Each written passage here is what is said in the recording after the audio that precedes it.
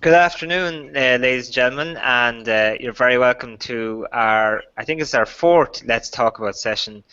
And this month we're focusing on the topic of women in testing. And I want to welcome you today. We've had, this is a topic that's been highlighted in the tech industry for a number of years, in the wider tech industry, the role of women in tech. And the role of women in testing has come up as part of this. And I've noticed this since the last years, and people applying for the Eurostar conference. There's been debate about should there be quotas for women in testing, should there be mandatory spaces, and the role of things like sites like Women Who Test and Speakeasy and other outlets for women in testing would suggest that this is an area that people want to discuss and talk about. So today we're going to do exactly that. I have two guests with me here today, Alison and Rajini. First off, say hello, guys. Hi, how are you? Good morning, as in my case. And Rajini, so you can say hello. Can she hear us? Rajini? I think we've lost her there, but yeah, we'll motor on, as I say. First off, folks, I want to I'm going to share my screen with you because I have a few slides I want to share first, and give you an idea of what the session is going to be about today. So, as I expressed in the opening, it's about women in testing, and we're joined by Alison here and Rajini. And Alison and Rajini are our two hosts are going to give us an idea of their experience and of this topic and this area. Generally, the people that we invite on to Let's Talk About series are those that are involved or have some connection with the subject. And we hope Alison and Rajini can offer us some perspective on their thoughts from where they work and the roles that they have, on how this topic is affecting the industry in general, themselves, and where they work as well. So I might let you guys introduce yourself. I'll let you introduce yourself first, Alison, if you like. Just tell us a bit of your background and where you're from and your interest in this topic, and any other info if you'd like. Sure. My name is Alison Wade. I'm president conferences and training at TechWell. We run one of the largest testing conferences in the world, and we're almost we have a very loving relationship with Eurostar. We were once related. Yeah. Fantastic conference. So primarily I'm organizing conferences around software testing, agile development, the entire application lifecycle. Also, we do a lot of training all over the US, and we do training in some stuff overseas, but not a lot. We do live virtual training, e-learning, so we're in the education business, basically. And on a daily basis, that's what I'm doing, preparing curriculums for people in this industry, and working with great speakers and thought leaders in the industry. Perfect. I think we lost you there for a minute, Rajini, but nice to have you back. Well, just Alison was just introducing herself, explaining her background, her involvement in the industry, and her interest in this area. So I might ask you if you'd like to do the same. Sure. Thanks, Ronan, and nice to meet you here, Alison, again. So I have been in the software testing business for about 14 years now. Started my career around 2001-2002 time frame, and have been in the testing services where for the first 10 years we used to live in the US. In fact, that is where I met Alison too, in one of the TechWell conferences. And so I've been working with a bunch of companies, all dedicated in the independent testing services space, providing software testing services to large ISVs like Microsoft, Adobe, so on and so forth. And in the last about, I would say, 6 to 7 years, in addition to test execution, I've been driving a lot of the evangelism also, which is where I connected with people from areas such as TechWell, from Eurostar, and such other conferences as such. So as part of the ecosystem efforts I've been driving, we've been blogging, we've been writing columns, speaking in conferences, sharing our knowledge overall, and also learning from what the community has got to offer. And I think it's been a very exciting time these last 15 years. If you see, really the last decade has been very exciting for the overall software quality business itself. So I'm very excited to be part of this career at this particular moment in time. Great. That's a nice summary, and thank you very much both for joining us today. Folks, if you want to join the conversation, we have the thread on Test Huddle where you can ask questions, and you should be able to find that. If you just go to testhuddle.com, you'll see it there. And we also have the stream on testhuddle.com as well. If you go to testhuddle.com, you'll see one of the sliders on the main screen has the link to the Let's Talk About session. And even if you can't find it, just search for Let's Talk About and you'll find it there. You should find it no problem at all. That's where you can submit questions or thoughts. We welcome them the whole way through in the session today. We have a loose format today, but like all the Let's Talk About sessions, the format is not restricted to what these topics are here on the screen. And we generally allow ourselves some time to veer into different areas that maybe we didn't expect to cover. But saying that, we do have some general topics to cover. So I thought we might start off discussing the role of women in testing and what are the issues regarding that. Then looking at if there are issues, how to resolve them, how we might encourage more women testers, and finally we've talked about quotas. I spelled that wrong. That's bad spell check by me, for women speakers at conferences. And then finally we're looking to the future and discussing the whole area. And if we came back and did this Let's Talk About, say, in 1 year, 3 or 5 years time, would things be any different or would they be the same? So I want to explain what the Let's Talk About series is about. So if you haven't joined us before, just to give you an idea, this isn't a webinar, so to speak. So there won't be 20 slides and there won't be an explanation of what's going on. This is an informal peer discussion, so it's led by members of the community with experience of the topic. It's interactive and open. The agenda, as I said, is loose and anyone can contribute. So if you find the link on the page on testhuddle.com, you're welcome to join in with us. So it's not going to be an all-knowledgeable expert event. I'm sure no one here is claiming to have all the answers or all the solutions, so that's not the idea. It's not a technical event, it's not a webinar, it's not a strict agenda, and we're not pushing time aside for questions at the end. We're welcoming questions the whole way through the session and thoughts, and if people have ideas or specific areas that they want to pick up on and talk about, we're more than welcome any discussion. So to start with, I thought we might talk about the issues.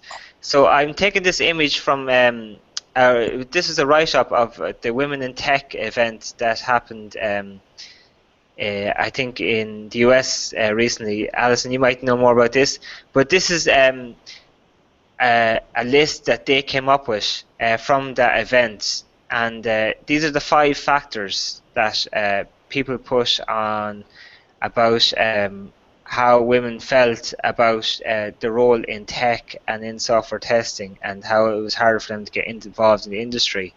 So I might start with asking you, maybe start with you first, Alison, about your opinion on the issues and if the points listed here would you agree with, and or what other issues would you say they are?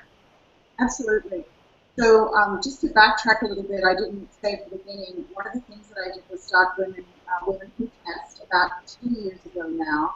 And it was kind of in response to questions that we're going to get to later about how women are participating in their jobs in testing, but also how they're participating in the community and how they're participating by speaking. And what I was seeing, I really felt like I wanted to encourage women to be more participatory in a lot of our events. I saw a lot of stuff out there for women developers. I mean, everybody knows, and in the industry that the ratio of women to men in the development cycle is a lot, it's very skewed, like it's 10 to 1 is the number. In testing, it's more like 7 to 3, so there are more women software testers, but still they are a minority. So I was seeing a lot of different events around women developers, and I've been in the testing community for about the last 19 years, so I consider that my community. So I wanted to do something for people in my community. So I started Women Who Test, and we had the first event at Star West last year in November, and we had about 60 women attend, and it was a wonderful event. And that's where that list came from that you're looking at. It was part of a workshop session we did. We had some fabulous women speakers, and then we also had, people work in groups together, and those were the kinds of topics that they came up as being the issues for them in testing. And we just finished a session at Star East about a week ago. We had about 64 women, and I would say the issues have absolutely not changed. I mean, they're still the same. It's still about being heard. It's about equal opportunity, equal pay. So I would say a lot of the issues around testing are the same, but from the perspective of being a female in testing, there are definitely some of those same issues came up again. Okay. Maybe Regina, maybe I'll just give a general question to you then. Like, what do you think are the issues? And if you're looking at this, I'll just share it again. If you're looking at this list, would you agree with any of them or disagree with any of them? Yeah, I think largely, again, backtracking a little bit, right? Yeah. I don't think it is so much of an issue of women in software testing per se. I think it's women in the software development industry as a whole. So if you see the numbers specifically, what numbers say is there are about 25% women in the software development industry overall, the technology industry. But specifically software testing, if you see, there are 38% women. So in fact, that is a good number specific to the software testing discipline itself. But then why does it come to such a low number of 25% when you look at the larger industry, right? I think that is where I tend to agree with what Alison was mentioning and what is also listed out there in terms of STEM and the opportunities, the gender gap, the pay gap owing to the gender. I think all of those stem not specific to software testing, but to the larger STEM discipline itself. And specific to software testing, if you will, I personally think women are really best adapted for the industry, for the discipline of software testing, because we have great collaborative skills, we have great communication skills, we are curious thinkers, we have the ability to multitask. In fact, there's a BBC study that was reported recently that biologically women are better at multitasking than men. So if you were to take all of these and match them with some of the core traits that contribute to a successful tester, I think, there are issues, but if we're able to overcome all of these, the future is all ours for women in the world of software testing. Okay, you sound very positive already. I just wonder then, you mentioned the barriers then, so if there are a large percentage of women in software testing and there are lower percentage of women in software development overall, still it doesn't represent the population generally, like it's obviously a lower percentage.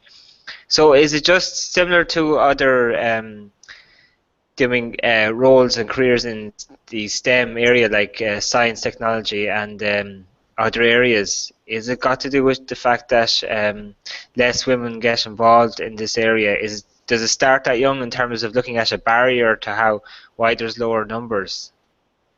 Yes, I think the first main barrier stems at that stage of college education. Okay. Again, if you were to look at the numbers out here, specifically if you were to take United States, women graduate with 50% of degrees as that of men. So if you take the larger ratios into consideration, it is 50-50.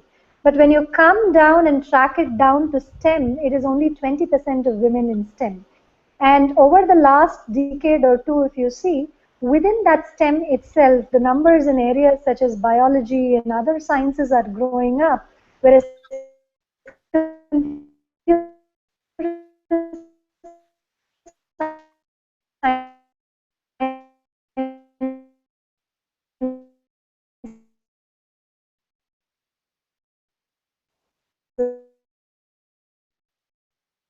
I think have we lost Rajini? I think we have. Looks like it. Looks Yeah, like it's I would, Alison. I might pass over to you then and get your thoughts yeah, on that exact topic. yeah, I would agree with Rajini. Obviously, she had some great statistics there. You know, anecdotally, I believe from my personal experience that this is true. That it does start very young, and I'll give you an example of that. Recently, my children are enrolled in a school that's for academically advanced kids, and they're in a gifted program. And they had Scholar Bowl recently, and there's 10 members of the Scholar Bowl club, and they went and they were amazing. They achieved incredible things, you know, competing across the U.S. And I was looking at the makeup of the kids, and I realized every person on the team was a boy. And I asked the teachers, I was asking the teachers, like, you know, are there not girls smart enough to be on the Scholar Bowl team? And they said, absolutely. But we have problems, even at the age of 14, getting girls to think they're smart enough to be on the Scholar Bowl team, to want that kind of scrutiny. So that speaks to me to a larger social and bias. I mean, we all know about bias. We hear about confirmation bias. There's bias in software. But, you know, this is a larger cultural bias with women. And I think that I found the same when I was, one of the reasons I started with test is because compared to the number of women in software testing versus the number of submissions we were getting for conferences, there was just a lot less. Yeah. Out of a pool of 400 submissions, that's a small amount coming for women. And that said to me that there's something intrinsically wrong that we need to support. So as a society, when there's a problem, I believe we have a responsibility to fix it. And it's not from lack of talent. I think it's from lack of awareness, lack of encouragement. So part of the program that we have at Women Who Test is to get women involved and encouraged to do this, because it takes more than just knowledge. It takes a whole response, an emotional response to say, I want to do this, I want to be involved in this, I want to take this risk, you know? I want to do it anyway. Yeah. I think we lost you there midstream, Rajini, sadly. But you're sorry, it looks like there are some connections where I keep going out and coming in. Are you able to hear me fine now? Yes, we're able to hear you great. We're good to have you back. So if we've identified the barriers then at a young age, does it change? Software testing is a bit unique in some instances in that apart from certification, which you can attain, like there isn't no university degree leading into software testing, but there is degrees obviously leading into development and that area.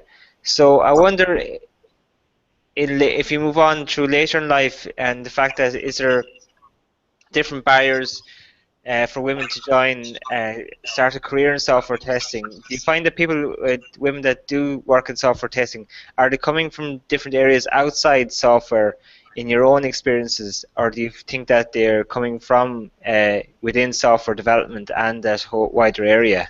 And if they are moving into software testing, is it for reasons that might be important here, or other reasons?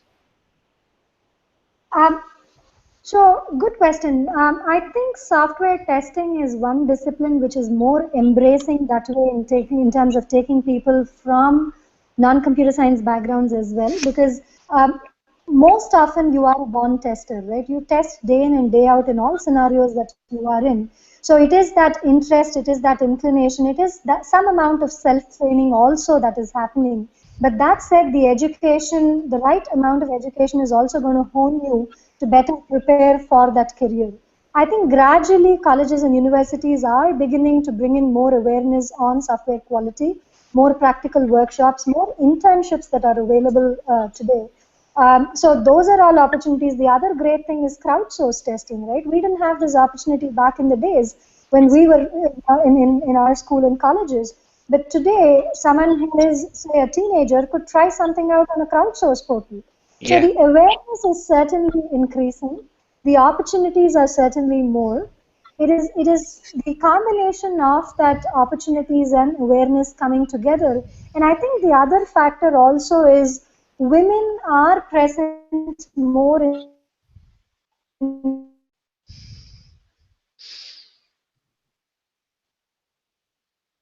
Not again. You're We okay. lost them again. No, oh, we're back. Is she back? early. No, we're losing you, Regina. Regina, I'm afraid. Well, I'll take it up from here just to follow up on Perfect, Alison. Yeah. what Regina said is, software testers, whether they're male or female, come from a very diverse background. Some come out of development. There are very few trained software testers. There are programs in some universities in the US for software testers. There's, obviously certification programs, but a lot of it is learned in their company. They often come from business. And, just like in software development, it's just good common sense to have women involved. We all talk about different skills that we have. Like I know Rajini mentioned that, women are known for being better multitaskers and things like that. But the fact is that you're making products that both women and men are buying, and that you need to have 50% people testing, developing, and creating these products, because if you don't have a 50-50 ratio, you're not getting the innovation, you're not getting the perspective that you need, because your consumers are either one gender or the other, or maybe they're more. But yes. that is the truth. It's just common sense. Yeah, that makes sense. Sorry, we lost you again, Regina. I think you're saying there about discussing the barriers. Do we have you back? No. This is I wonder if she turns off her video, she might get a better connection with no yeah. video for us. Yeah, I'll say it to her. By the way, folks, I want to thank Anya and Aidan there for joining us. And if you have any comments or thoughts, Anya and Aidan, feel free to highlight them or jump in at any point. I might move on then to, we've talked enough, I think, about, well, we have highlighted a lot of the barriers here.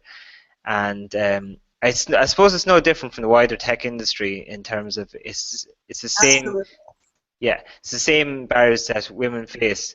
So if we move on then to discuss if there is solutions to these problems, I might share my screen here again, and I'll show you the slides here.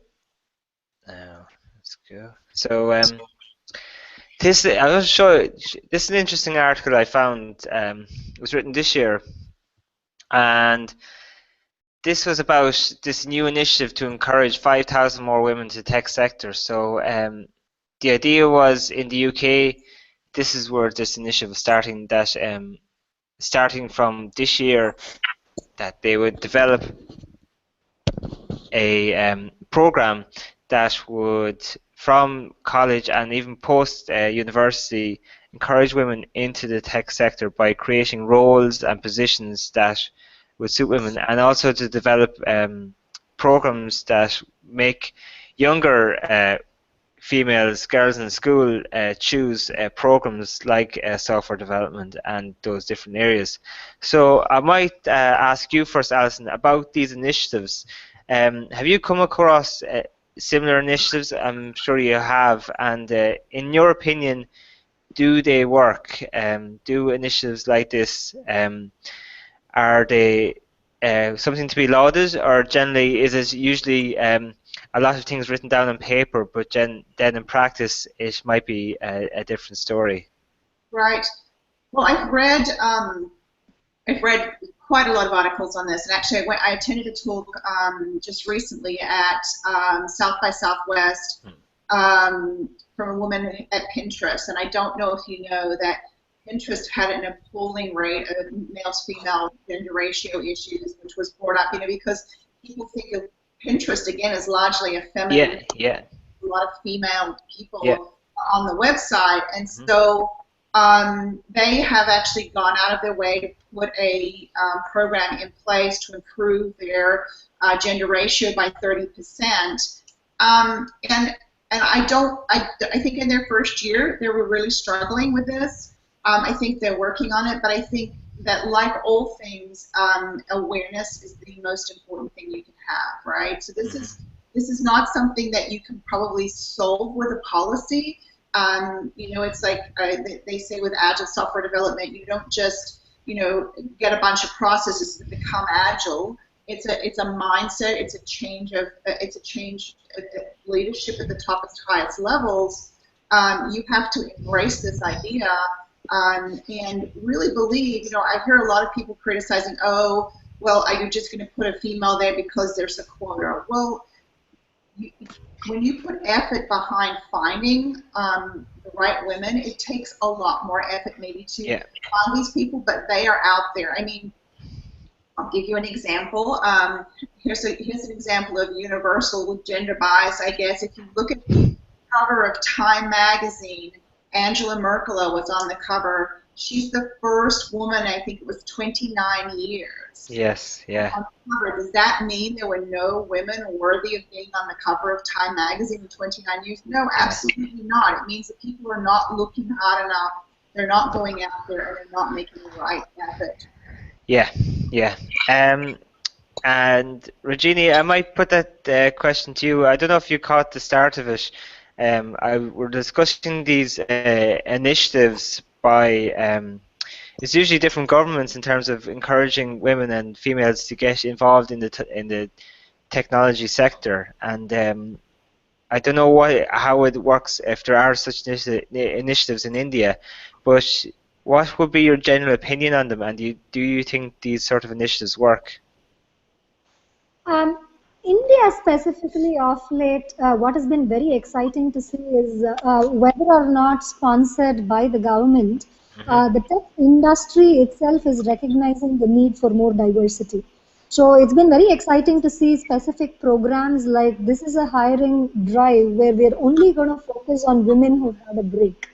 Recently, Sabre had it. Sabre had it in January timeframe, where they said specifically this is a drive where all we want is women applying to come join us in the technology space, and these women should have had a break of about 6 months or more. So that was very welcoming to see, encouraging more women who would otherwise shunned, saying, hey, who's going to go hire me, especially if I've had this long a break. So I've seen a lot of technology companies closing on those diversity gaps, whether it be focusing on the numbers where they are today and trying to balance them, or bringing in specific such drives, women-focused incubator programs to encourage them in the startup space, to encourage more women entrepreneurs. Yeah. So all of those. So I am based right now in Bangalore, and Bangalore, is definitely viewed as the Silicon Valley of India. And I'm seeing a bunch of such initiatives going on out here, and this hiring one back in the technology space is one such example that I saw in the recent times. Okay, so they are happening then, and in some terms it might be successful in some areas, and it might be not so successful in other areas. So, but it is encouraging, I suppose, that these either governments or even people on their own are starting these initiatives. I wanted to move on to. I have another question. I have a question myself for you, and I'm going to show you here now. And this is in relation to the solutions, or if there are solutions, and it's about encouraging more female testers. So what I have collected here is a number of different articles that I found about how you might encourage more women in software testing. And you mentioned it earlier, Rajini, about the fact that women are better at multitasking, and both of you talked about how the traits of females would be ideal for as a role as a software tester. But just looking at these articles here, who do you think, if there was a campaign or initiative to encourage more female testers, if you were in charge, say, who would you be talking to? Would you be talking to test managers, company owners, CEOs, or would you be talking to the women themselves that might like to get involved in the industry? So I might ask you that question first, Rajini. Sure. I think out here it is not about just talking to one segment and starting it off there. Right? It has to be a push and a pull in all different directions out here. The one good thing, as I mentioned, is it is certainly welcoming to see organizations understand that there is a gender diversity and we need to close in on those gaps. Now, I'm not saying we need to have a specific quota per se, because I'm a believer in, anytime you have a reservation system, it's going to be only a short-term solution. It is going to break down in the longer run. And I Yeah. don't want women getting any kind of a preferential treatment, Okay. because it's not that we lack the meritocracy in any way. We certainly have that meritocracy. So it's more of a soft number that organizations have to really understand to see, what are my ratios today? How do I close in those ratios to bring in a more healthy balance? So that is more from an organizational standpoint. From the more employee standpoint, I think it's a pull from within that has to happen, saying, "Hey, I can certainly achieve this," and that confidence, that awareness, the a set of opportunities that are there out there today. Conferences. If you go to conferences, it's amazing to see the women presence. A Yeah. couple of years back, so until 2013, I was in the US, right? So I used to speak quite often in the STAR conferences. And when I came here initially to India, I've been regularly speaking in STC and Unicom, which are some of the more well-known conferences here in India. The first year, I was a little surprised to see women presence in terms of speakers. Hardly any speakers, and I had women come up to me saying, "Hey, Rajni, we were so happy to see you speak. At least there were one or two female speakers." I think that trend is certainly changing. Most recently, this last month, I was in Pune. It was a conference called Agile Testing Alliance. And at the end of the conference, we had a panel which was specifically all women. It was a women's leadership cafe, is what it was called. And what was so welcoming to see is here we had this 23-year-old fresher with just 2 years of experience who's doing amazing things in the space of DevOps. We had the 60-year-old woman who's consulting and who's been in software testing for the last 30 years. So it's that pull that has to come from within the individual as well. There is going to be all these encouragement opportunities that organizations are trying to figure, but unless you pull and push yourself, I think the road ends right there. So it's from all different directions that it has to come in, really. Yeah, like anything, there's no simple answer. So, regarding yourself, Alison, what do you think, in terms of if you were in charge of any initiative, who would you target and why? I agree with you, but I think it has to be a three-pronged approach. Yeah. Obviously, we have to go to young women, women in testing, talk to them, encourage them, give them the tools that they need to be successful in their careers. And one of the things that one of the subjects that we talk about at Women Who Test is women who, the average person, this is males and females, spend more time planning their vacation than they have been planning their careers. So it's about being a thoughtful processes of women and thinking about where you need to excel, what you need to do, and what you might need to do differently in order to excel your career. So it starts at the personal level.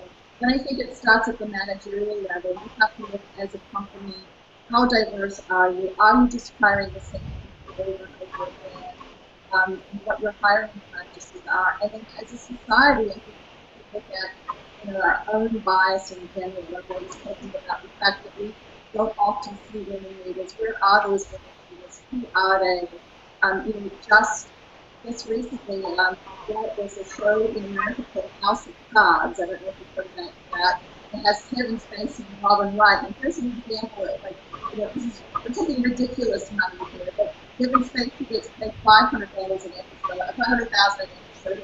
She was only being paid $420 an episode. Now they have equal roles. In fact, the poll showed that her role was even more popular than his, but she was being paid less. And when she found out about this, she said she had to change them and build them I think that's often the circumstance. People think they can get away with it, they can get away with doing this consciously or unconsciously, and so you have to really think about this society. I think we have to know this Okay, yeah. Alison, we're actually struggling to hear you a bit there. I don't know if your mic is moved or the volume's gone down, but now. no, I'm afraid not. I can barely hear you. There's something wrong with your mic there, I think. So we might move on. I'll leave you to have a look at it, Alison. And Is it okay for me to just add one point out yeah, there? go ahead, Rajini. Yeah, please. So I think one other area to also target is women who've had that experience and taken a break, right? So especially if you look at the numbers again, I believe of every 20 that drop out and who come back, only one is a woman that comes back. While those numbers are tough to believe, that is what studies say. I think that's a good place to target because these are the women who've had the experience and who've taken a break for whatever the reason may be. And in that break, in some sense, feel that their skills have rusted, they don't have the confidence. So I think that's a good segment to target because the younger generation, although the STEM numbers are discouraging and all sorts of initiatives are going on to encourage those numbers, the younger crowd that's coming in certainly has a lot more exposure, a lot more confidence. So specifically bringing some of those older testers back who've had that experience, I think that mid-level who've had a break, that's a good place to target too. And for which drives such as these saying we want to hire women back who've gone on a break, I think those are good initiatives to bring them back into the industry. Yeah, that sounds very good. We'll try again, Alison. Can you hear us? Okay, if you wanted. Can you hear me? No, I'm afraid not. It's definitely an issue with your microphone there. There's a lot of no. I'm worried that your microphone is going. Um, there's a lot of white noise, and your volume is quite low. So even if you have a headset or something, it would be great. But yes. Now we'll leave Alison to try check it out.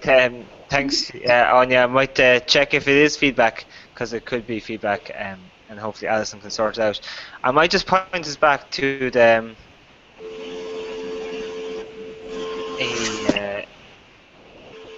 slides here, Rajini, and just about, as you say, encouraging people in the industry, either younger women or those in the middle of the industry.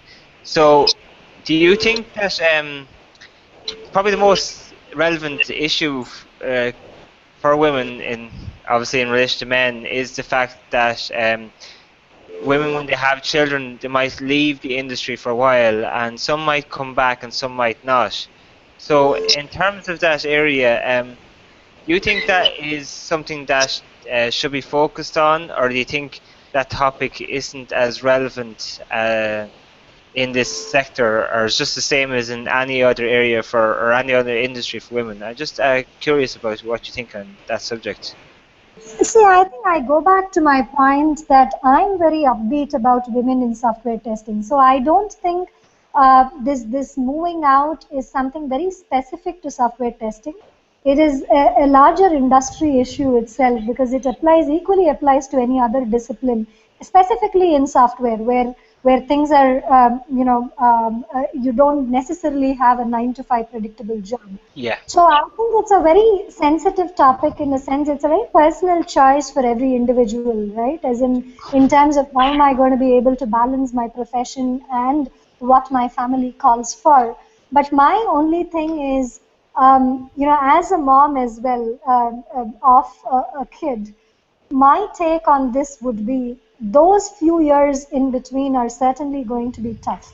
But if you're able to somehow manage those years in between, very soon, say just in case the decision to move out was because of the kids are soon going to outgrow and they're going to reach a point where they don't need you as much anymore. Yeah. And when that's going to happen, this is going to be a super break for you. Software testing, especially can sometimes be very, very soothing on the mind. You're curious, you're thinking in different directions, you're applying different techniques, you're using your creativity to the best, you're going in for out-of-box techniques.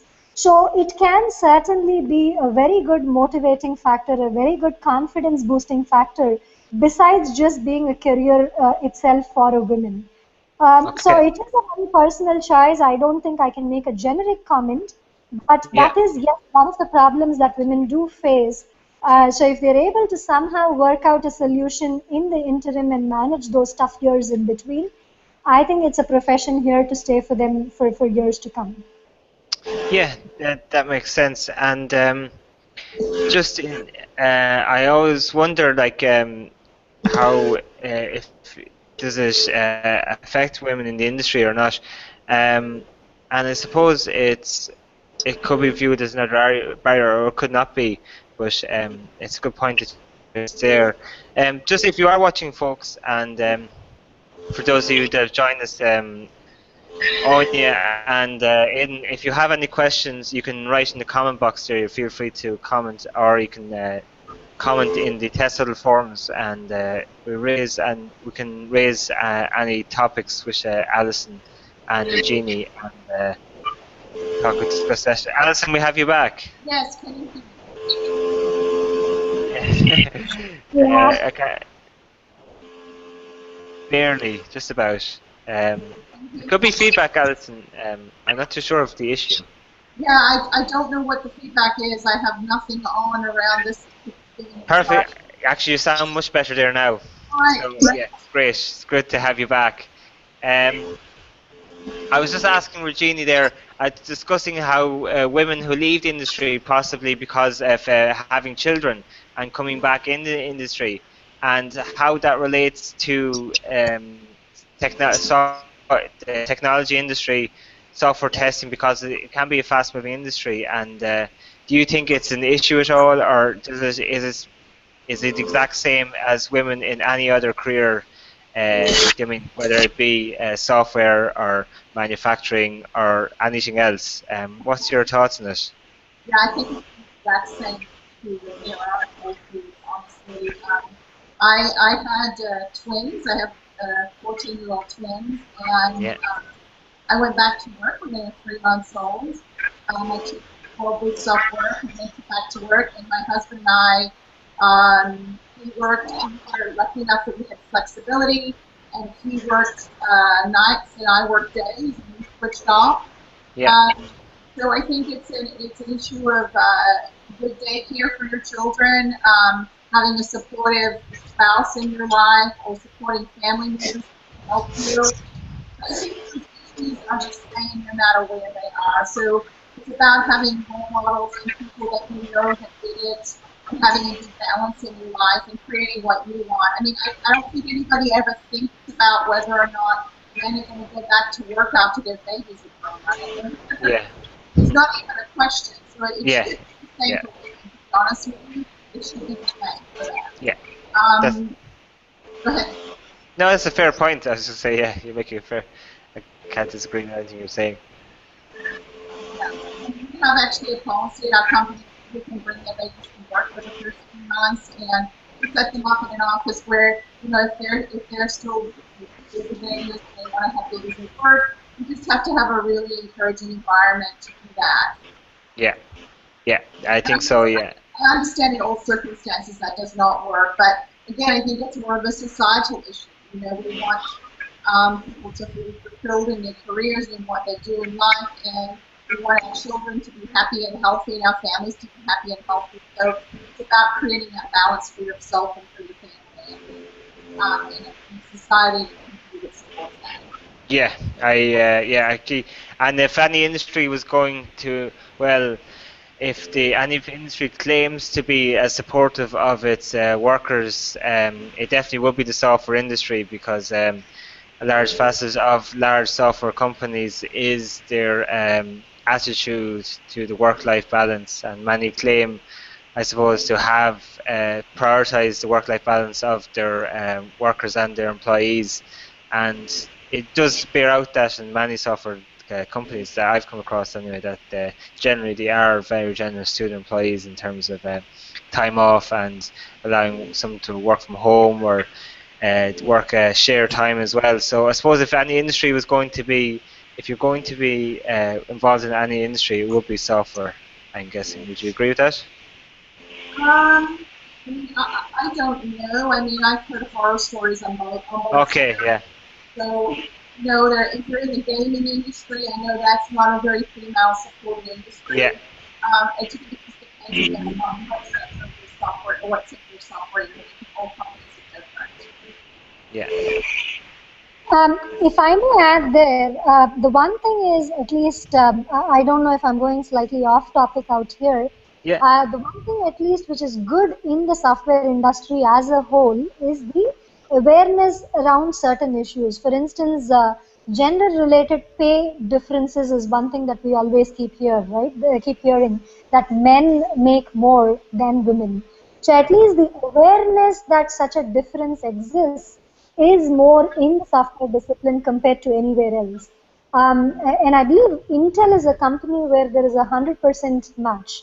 A male versus a female employee, there is 100% pay match when it comes to how they pay based on meritocracy and the roles that you actually play. In fact, Intel in India most recently is head by a woman, Nivriti Rai. So she's taken over Intel India. And there is also a firm which is right now analyzing gender pay differences in 7 leading ISVs, Microsoft, Amazon, Google, Facebook. So 7 different companies that this consulting firm is actually looking to analyze pay differences. So if at all any, at least this exposure is driving towards closing in some of the gaps that are there in the software discipline compared to, say, a manufacturing or any other discipline. So in that sense, software is a better place to also be in. Yeah, that's a good point. It's a good point you make about pay, actually. It's one topic I hadn't thought about, and the fact of equal pay. And that, I suppose, is relevant to a lot of women as well. I wanted to move on to a final topic I just want to talk about because we don't have many minutes left. And I thought we'd discuss, when we're discussing about how encouraging more women in testing, I thought we'd look at the quotas for women speakers as part of software testing conferences, and this is a topic I'm sure both of you have thoughts on and experiences with. And just a little graph I'm presenting here. This is we had a webinar last year called Diversity in Testing, and that's with Fiona Charles and Anne-Marie Sharrett. And if you're not aware of them, they both started the Speakeasy program, which is to encourage novice speakers. They get involved in a program, they're coached by a mentor, and eventually the idea is they get to submit to a software testing conference. And with their mentorship's help, that their submission will be successful. And a lot of conferences have come on board, including Eurostar, to have slots available for Speakeasy. Now, Speakeasy isn't aimed exclusively at women, but it is encouraging female speakers to get on board. And as part of this webinar last year, in explaining Speakeasy, Fiona and Anne-Marie presented this graph, and this is a percentage of female speakers at different events, software testing events, from 2009 up to 2015. And as you can see, the range varies from as low as it was 13% in Star West in 2014 to almost 40% in Let's Test Oz in 2014. And the figure can vary quite a bit, but it is between generally 20 and 30%. So maybe I'll ask the first question. The most relevant one is to start with you, Alison. Should there be quotas for women speakers at testing conferences? Well, I think absolutely there should be. I mean, when I say quotas, I mean, I have difficulty saying there should be an absolute solid number, but here's what I think we should be doing, and that is encouraging and finding great speakers. In any conference, I mean, obviously we do conferences for a living. People are paying to come and get information. So just like when you go to school and you pay for a class, you want to get good instruction, you want to get good information, you want to have a good experience. So it's our job to provide that for people when they come to a conference. We want to provide top quality education. So, but as a company, we have to help go out and find those people. And I think I mentioned earlier, we have a low percentage. So a few years ago, before I started, well, kind of as I started Women Who Test, I actually went out to some large organizations and started recruiting females. I actually had the help, I always say, of a group of men. There were men that I knew that were very high up in organizations. I asked for their help. And again, one of the reasons I started Women Who Test is because they put a call out to women in their organization saying, you could speak at this conference if you're interested, let me know, I'll send you the link. They put it out to thousands of women. I think we got like 35 people that responded and said they were really interested in it. But actually only 3 women followed through. Okay. So again, that's when I realized there's a problem here because they're interested, but they don't quite follow through. And in personally speaking with some of these women, I found that they were very reticent, feeling like, even though they had years of experience in their profession, they didn't seem to feel confident or comfortable talking about that. Mm-hmm. Not the way men, and naturally, sometimes are much better at touting their experiences and feeling more confident. So that's where I knew I could come in and help to do that. So through Women Who Test, we have a day talking about your career, focused on you, focused on the other aspects. I mean, there's you can learn to be a better tester, you can learn to do better techniques, but this is more personally focused on you and your career and how you're going to excel in other areas of your career. So I think we need to have programs for that.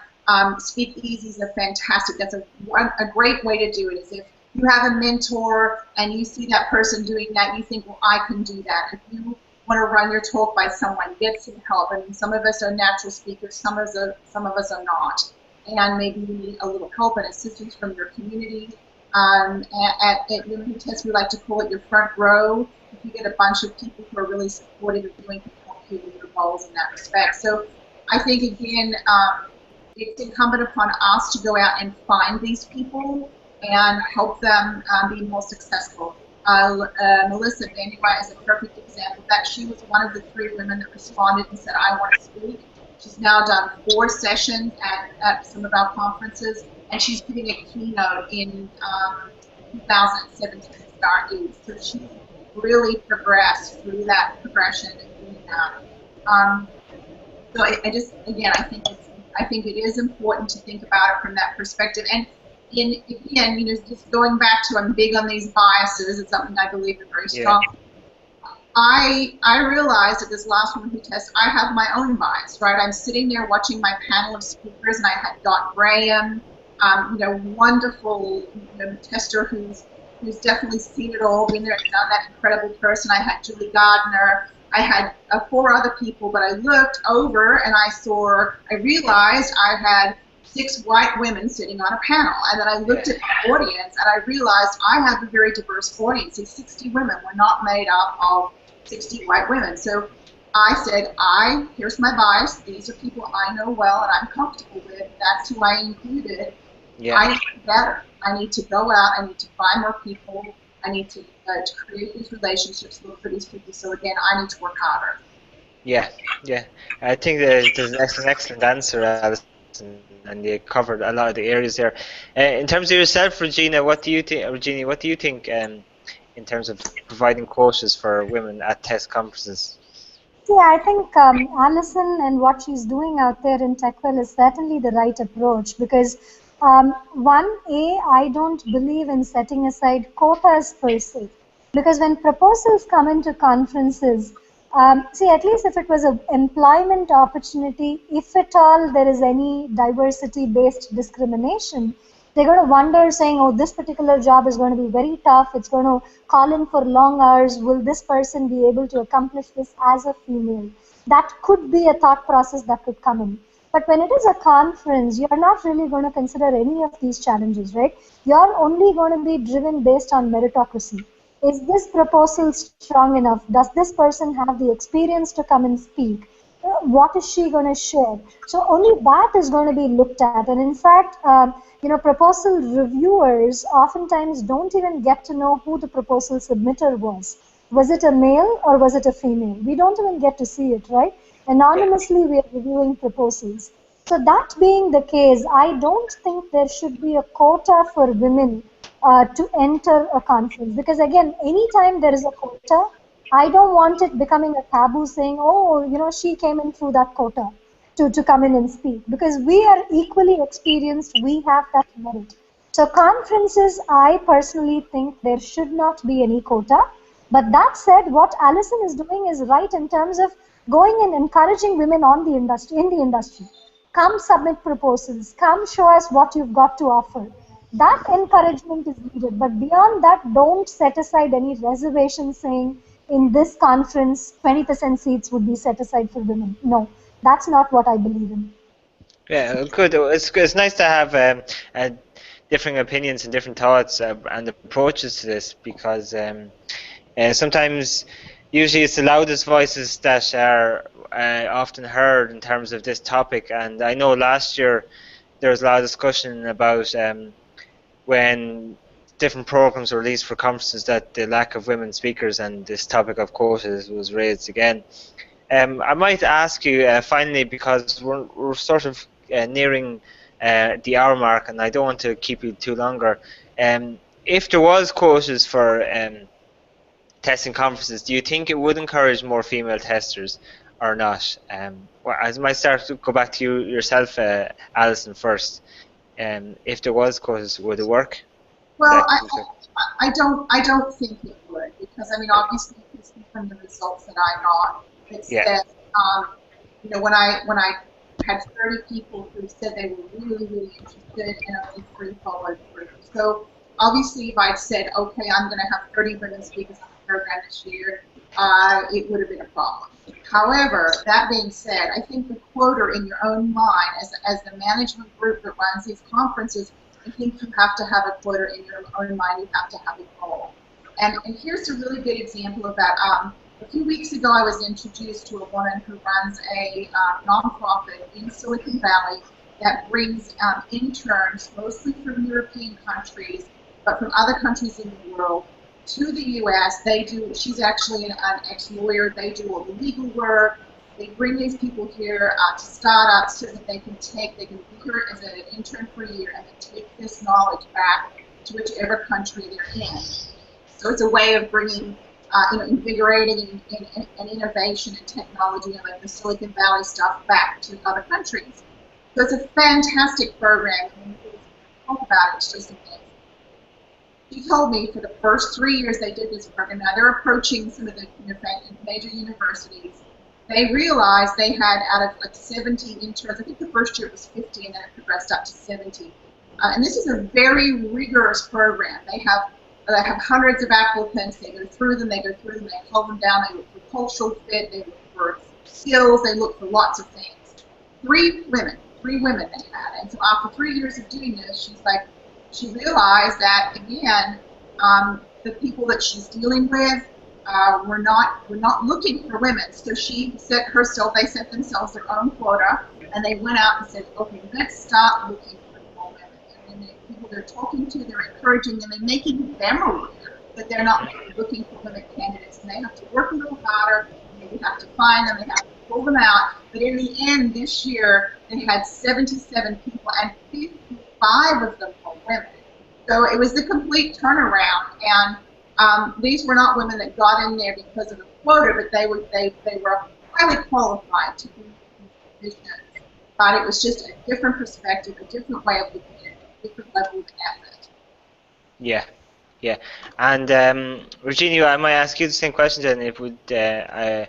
You're not in favor of quotas, but do you think if there was quotas, would it make any difference to the software testing industry overall? So I'll give you an example of what we do in our organization at QA Infotech. One thing we do is we have quarterly conferences within the company. I'm sure several organizations have brown bags and similar such internal conferences first, but our goal there is to identify within the company. We throw it open to the entire company, And based on the proposals that come in, we kind of try that soft balance of how many have really come in from women. And if they have not, we try to encourage them right there, right? So it is, in one sense, so Alison coming in from TechWell with an external push trying to reach out to organizations, whereas this is an internal pull that's happening within the organization. We know who is working on what projects, what exciting stuff is happening within the company. So we encourage them right there, and I train a bunch of speakers within the company. So one of the first things is, oh, this is intimidating, facing this large amount of an audience. So I tell them, hey, these are all your colleagues, people within the company. You know them, you work with them. You should be proud to share, whatever you have learned and what you've experienced. So I give them, try first of all giving them as much confidence to face the stage, and second off is the topic itself. We'll get to the topic later. We all are doing a bunch of exciting stuff. So first is come, shed inhibitions, and face your colleagues in the organization. And when we do that, those are the same people who then go and submit to these external conferences too. So they're already like, they've crossed the bridge half already when they go reach out to these external conferences. So we try to do it sort of bottoms up in our organization. And that's worked out really well these last 4 or 5 years. We see a lot of women gradually, going up and submitting for these external conferences. So one appeal I would have to the audience listening out here is, if you see women in your company are not as forthcoming, please try such internal programs first. Encourage them internally to go face, it could be a Friday afternoon session. Go first, talk to about 30 people. I was very, very scared. I'll be honest. When I started off in 2003, 2002, I was like damn scared to go face an audience of my own organization, 30 people. But it was all that encouragement that I got within the organization that gradually built that confidence in me. So let's start it there and then gradually move our way up. And I, again, as I mentioned, Ronan, am against having strict quotas in these external conferences. So ideally don't have that. If we, as an industry, hit the rock bottom level where we're forced to have such quotas, which I'm hoping we will not, if we get to that level as well, it should be a very interim measure to really boost it back, boost the numbers, and take out the quota. Because again, to me, any kind of these quotas create a taboo in the long run. Yeah. So I might move on to our last point briefly, and discuss the future for this area. And as I mentioned at the start, if we were to come back here in a year's time or 5 years' time, would it be any different? I just found this article. This is from 2004, would you believe? And it's predicting, in 2004 they predicted that 75% of jobs will be filled by women in 2006 in the area of software, in the software testing industry. Now, I don't think the prediction has come to pass. I don't think it's 75%, but it just shows you, I suppose, what one person can write, and ideas of what might happen. It can be very different to reality. So, just in talking in general terms, then around this area, Alison, what does the future hold? Do you think that there'll be increase of women in testing? Do you think there'll be do you think quotas will become a more regular thing at conferences or not? Or how do you see it panning out? And do you overall expect to see an increase in women involved in software testing industry? Well, I certainly hope so. Like I said, as you said, software is eating the world. There's a lot more software being produced these days. So you're going to need a lot more testers and a lot more developers in order to keep building and creating software. So, like I said, there's a 50% population, 50% of them are women, 50% of them are men. One would hope that there would be more women in software testing 5 years from now. I think progress is really slow. The wage equality in the U.S. is, I think, 77 cents to the dollar, male versus female salary. Again, I think that there's a lot of women's groups out there that are starting up. Every time I go to a conference, I now see tracks that are totally dedicated to this subject. And I don't feel like it's a negative thing. There are some people that say, oh, we shouldn't, we're never going to be seen as equal if we don't, if we want special or preferential treatment. I just don't think that's true. I think that anything we can do we have to understand that we have this bias and that culturally women have been limited over the years by certain factors, and that we have a responsibility to try to correct that. And do things like Rajini talked about in her company, where they're doing lunches. And I just noticed there was a comment from someone online, and she said, oh, that's all well and good, but sometimes these things are intimidating, and they are intimidating. Like Rajini said, I don't, this is not my natural person. I'm naturally an extrovert, a one-on-one. Speaking in front of groups was not my thing, but I learned how to do it. And it's a new skill. I mean, look at it just like anything else. And I'm not saying you have to do that to be successful in your career, but it's something that if you want to do it and you know that it's the next step for you, you should have the support to do it. So, get a mentor, speak easy, it's great.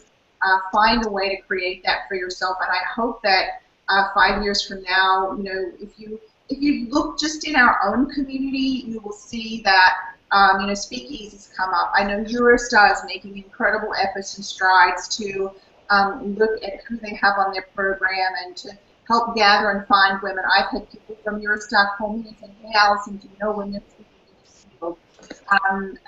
GTAC reached out to me 2 weeks ago looking for females in automation. Who do I know who's in test automation? And how can you help me find females? I mean, this is great networking, and I really hope that over the next 5 years, it will make a huge difference. Yeah. And yourself, Rajini, what do you think the future holds? Future is certainly very bright, in my opinion. The software testing industry as a whole is facing certain challenges, not specific to women. It's more as we delve deeper in the world of DevOps. What is the role of independent quality? Do we really have testers or merge them with developers? Do developers take on testing? Bunch of questions, that's of course a discussion of its own. So there are certain challenges the industry as a whole is facing.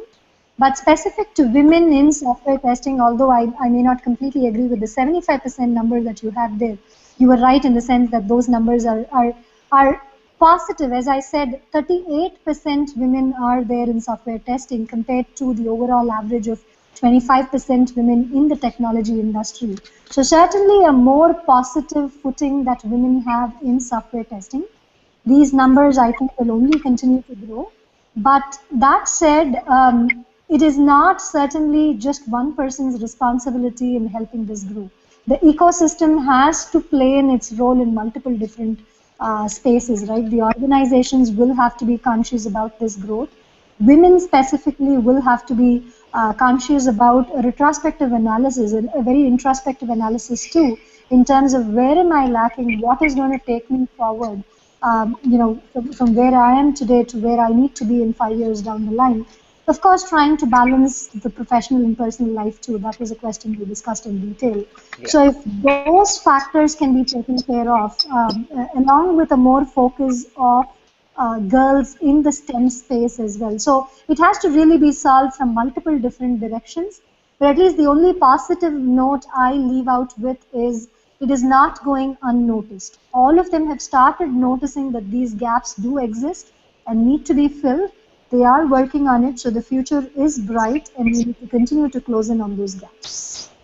That's very positive ending to our discussion today. I think we will wrap it up at that. I want to thank both yourself, Alison and Rajini, for participating today, and your advice and thoughts were, I thought, very insightful for anyone that was watching today, and I really appreciate you taking the time out to join us today. So thank you very much, both of you. Thank you so much. Certainly a pleasure. I hope you were able to, the audience was able to hear us fine despite some of the issues we had here and there. But this was an awesome session, awesome set of questions too. So thanks, Ronan. If I can speak on behalf of Alison too, thank you so much. It was such a pleasure being here. Great. Thank you. Yeah, thank you very much. Thank you for paying attention and bringing the time. good connecting with you as always, Alison. Yes, you too. Take care. I'll see you soon, hopefully. Yes, I did. I thought. Yes, I think we didn't do too bad considering we have one person in the continental United States, and one person in India, and one person in Ireland.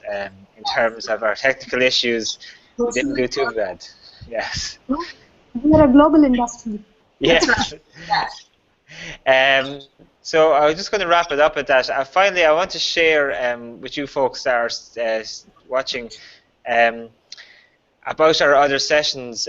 Finally, if you're interested, there is more Let's Talk About series. We had one on being an independent tester, submitting to a testing conference, and we had another session on context-driven testing. So you can find those, all that archive on testhuddle.com. And this session today will also be available to watch back for any of you.